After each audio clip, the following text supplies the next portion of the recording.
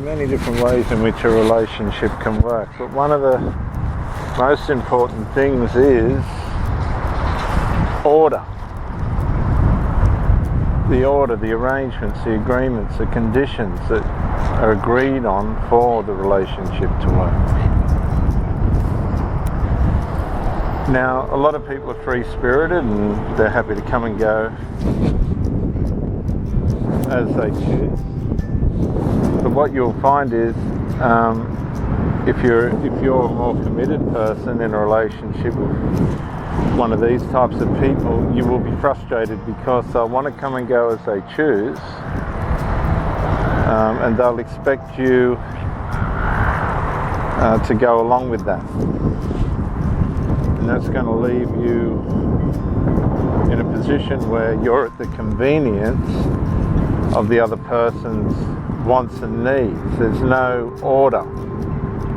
It's just, I'll see you when I see you. Oh, that's great and wonderful type attitude. This sort of attitude that these people have. And then, when they've had their fill or they've met their supply, got their supply, they disappear into their freedom again. So what you essentially are is a convenience. Now, for some people that suits them because that's all they want, and that's all they want to be, is a convenience. They don't want anything beyond that. They don't want to be anything beyond that. They're just a convenience to suit a means to an ends intimately, sexually, or whatever the case might be. These two people might have a convenience where they come and meet for sex, watch some telly together or whatever, and then they go their own separate ways. This is how the masses are these days, but the unfortunate part of that is it does cause frustration. It doesn't build the attributes and characteristics of commitment, and so when these people get hurt, they decide, well, it's not worth having a relationship. But what they don't realise is, in the first place, they weren't building something that could be described as being a healthy, happy relationship. So you've got contradictory arrangements, where you've got contradictory behaviours that don't replicate a committed and complete relationship, built around casual, reckless, careless arrangements that are going to cause frustration and trouble and anguish and ultimately anxiety and depression, because there's an innate part of us that expects to have commitment relative to our intimate use. If we make ourselves intimate with somebody, then we'll ultimately expect a proper level of commitment. But for the sinner or the narcissist, or even the psychopath, that's not going to be so, because they are not committed to anything but themselves. And in their search to find themselves and fulfill themselves, it's going to come at a cost, and it's going to come at a cost to the people that make themselves available to these people intimately. Because you'll be just an accommodation. You'll be just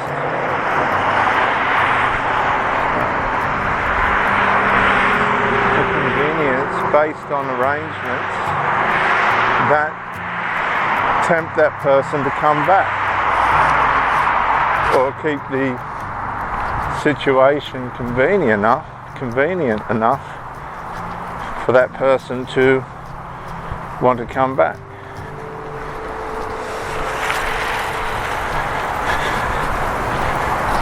Now, these narcs, or whatever you want to call them, these people of convenience,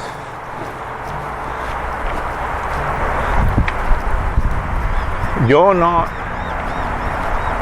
their first rodeo. You're not the first person that they've had come along that has decided that yes, I'll give it a try. They know before they start that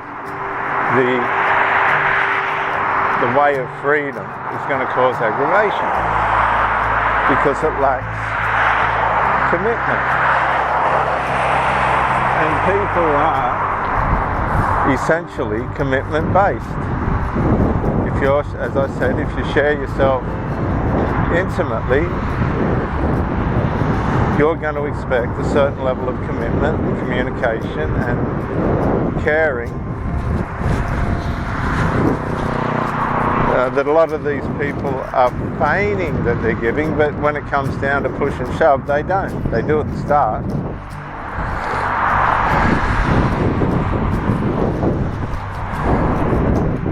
So once the initial bewitching or intimate bonding has passed, then you're going to be competing against the negligences, which there's thousands of.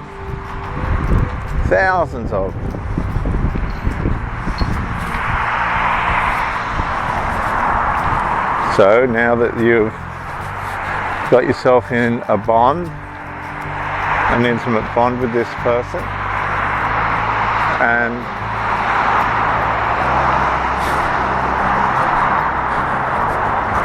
you have expectations that are a little bit higher than what this person is capable of giving, and you know it, you just like this person so much that you're prepared to risk that you'll be abused,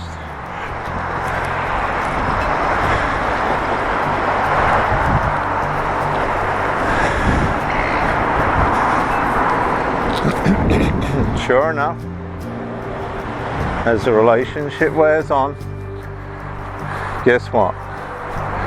Yes, that's right. It doesn't meet your expectations. So, the next thing, tensions start. Little contests start as to who's negligent and who's not, and who should be doing this and who should be doing that. And before you know it, you're no longer getting on with that person because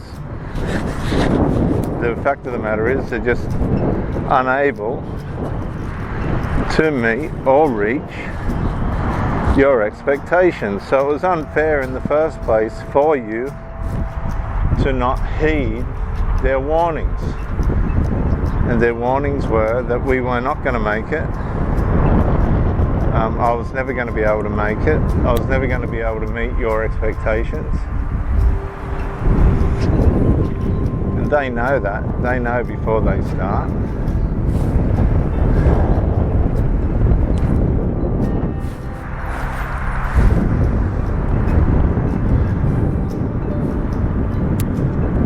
And you've got no right to judge them for trying to warn you. They tried to warn you and you didn't listen. You failed to listen.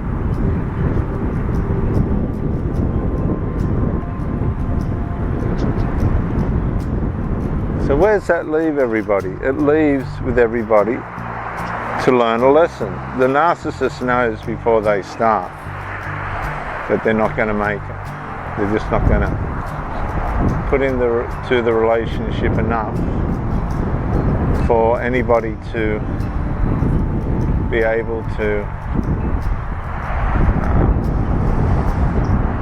take any substance from it. The narcissist knows that at the start.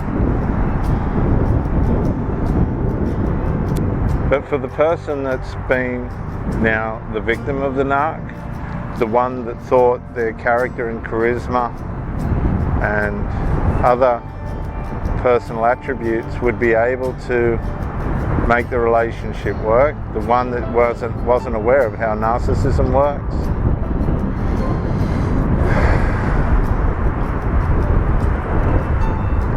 It has to be lessons that they need to learn in a non-judgmental way. Yeah, you can share your story. You can say, well, the reason for this failure was this, this and this, and it was relative to the other person, and it probably was.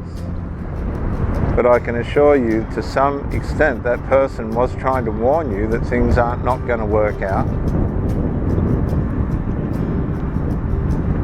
And you persisted relentlessly to try and make it work.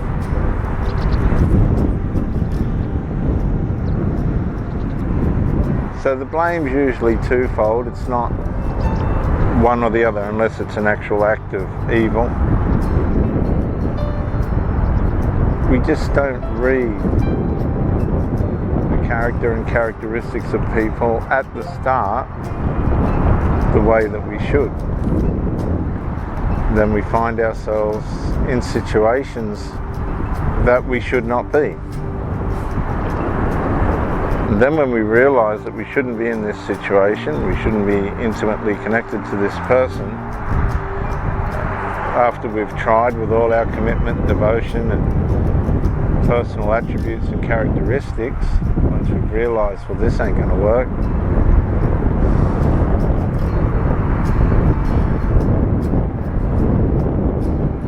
then we have to learn those lessons and remember how it happened.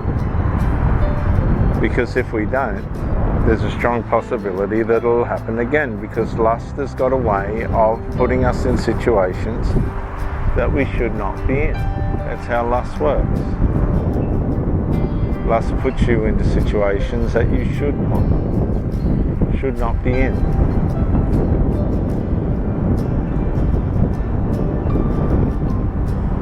So learn from these experiences.